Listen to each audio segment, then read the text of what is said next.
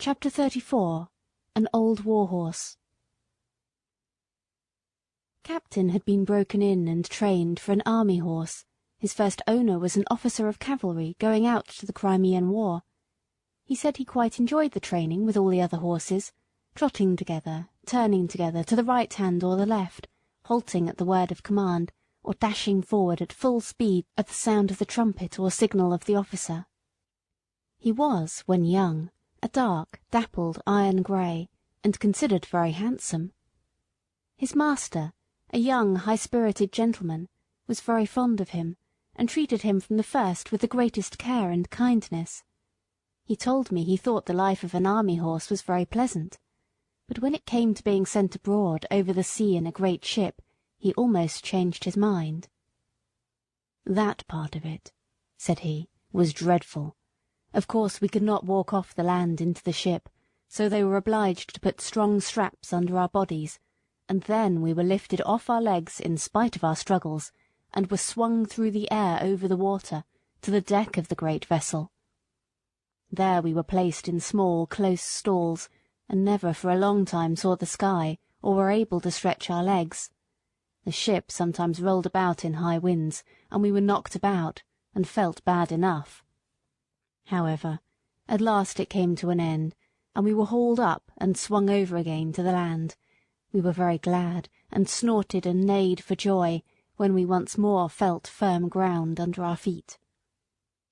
We soon found that the country we had come to was very different from our own, and that we had many hardships to endure besides the fighting, but many of the men were so fond of their horses that they did everything they could to make them comfortable, in spite of snow, wet, and all things out of order. "But what about the fighting?" said I. "Was not that worse than anything else?" "Well," said he, "I hardly know. We always liked to hear the trumpet sound, and be called out, and were impatient to start off, though sometimes we had to stand for hours, waiting for the word of command. And when the word was given, we used to spring forward as gaily and as eagerly as if there were no cannon-balls, bayonets, or bullets. I believe, so long as we felt our rider firm in the saddle, and his hand steady on the bridle, not one of us gave way to fear, not even when the terrible bomb-shells whirled through the air and burst into 1,000 pieces. I, with my noble master, went into many actions together without a wound, and though I saw horses shot down with bullets, pierced through with lances, and gashed with fearful sabre-cuts, though we left them dead on the field, or dying in the agony of their wounds, I don't think I feared for myself. My master's cheery voice, as he encouraged his men, made me feel as if he and I could not be killed. I had such perfect trust in him that while he was guiding me I was ready to charge up to the very cannon's mouth. I saw many brave men cut down, many fall mortally wounded from their saddles. I had heard the cries and groans of the dying. I had cantered over ground slippery with blood, and frequently had to turn aside to avoid trampling on wounded man or horse. But, until one dreadful day, I had never felt terror. That day I shall never forget.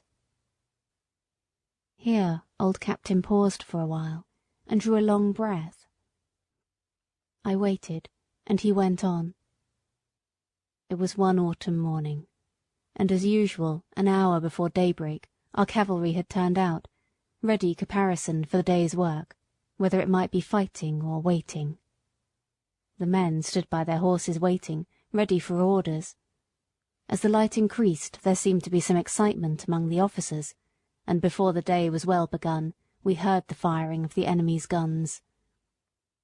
Then one of the officers rode up and gave the word for the men to mount, and in a second every man was in his saddle, and every horse stood expecting the touch of the rein or the pressure of his rider's heels, all animated, all eager, but still we had been trained so well that, except by the champing of our bits and the restive tossing of our heads from time to time, it could not be said that we stirred.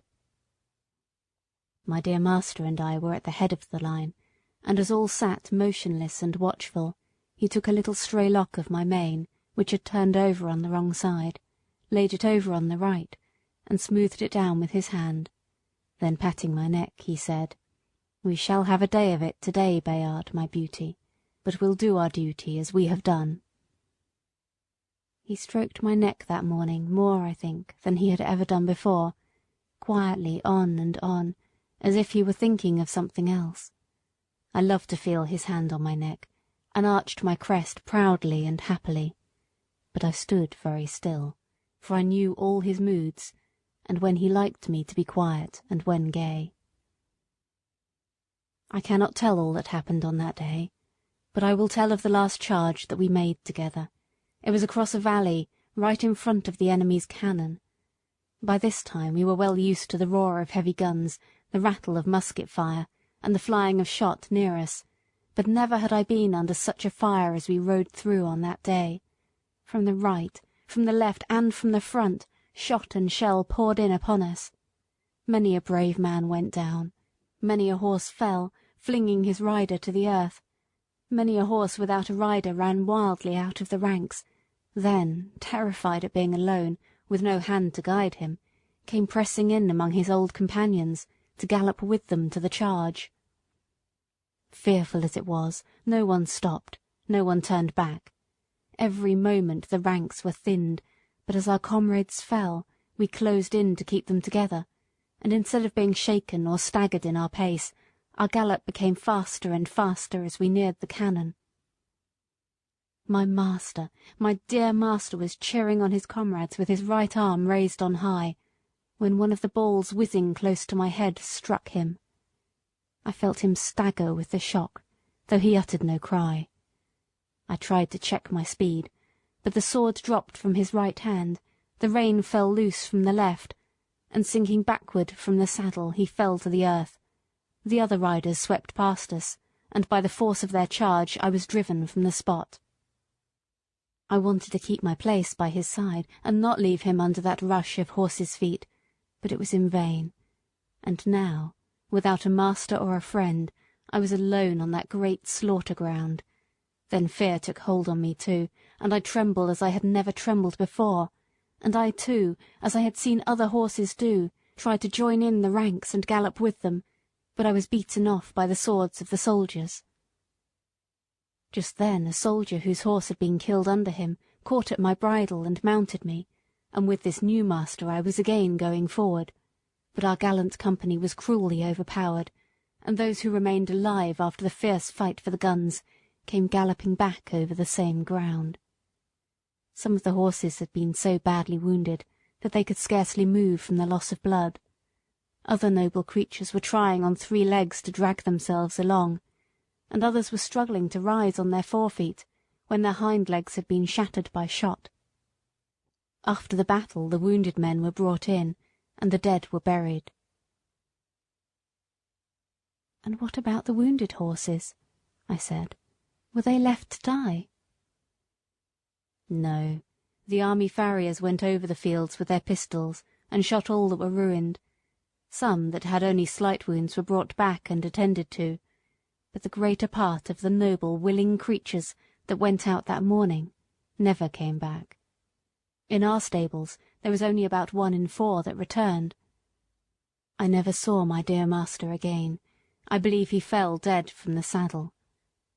I never loved any other master so well. I went into many other engagements, but was only once wounded, and then not seriously. And when the war was over I came back again to England, as sound and strong as when I went out."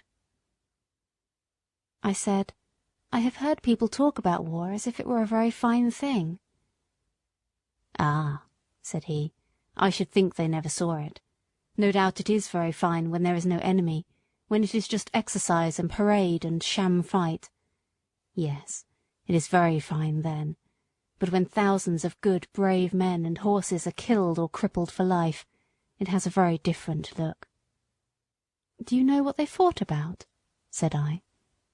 "No," he said, "that is more than a horse can understand. But the enemy must have been awfully wicked people, if it was right to go all that way over the sea on purpose to kill them." End of chapter 34.